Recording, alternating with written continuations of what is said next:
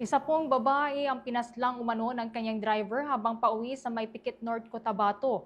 Malalim ang investigasyon nagpapatuloy sa ngayon. Kumuha po tayo ng karagdagang detalye dyan sa pag-ulat ng Star FM Cotabato.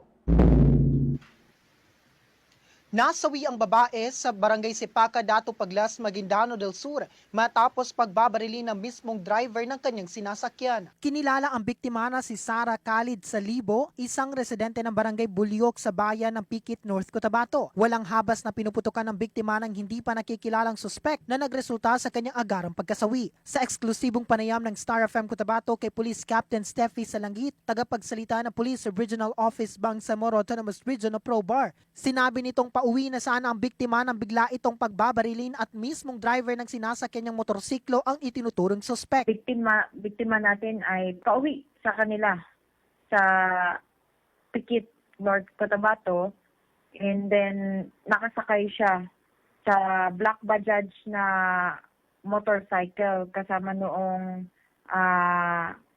driver. And yung sinasabing driver niya na suspect din doon sa pagbaril dito sa victim.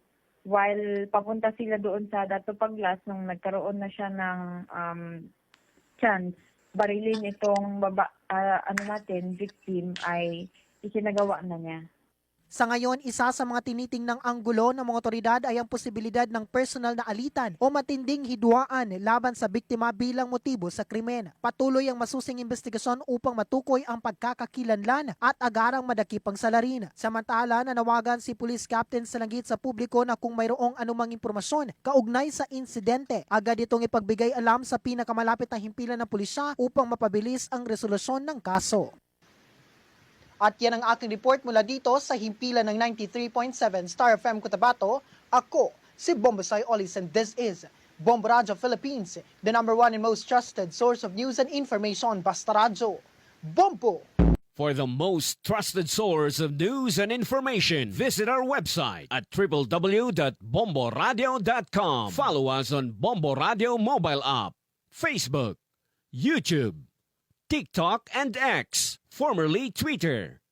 Like, share, and stay connected. Anytime, anywhere.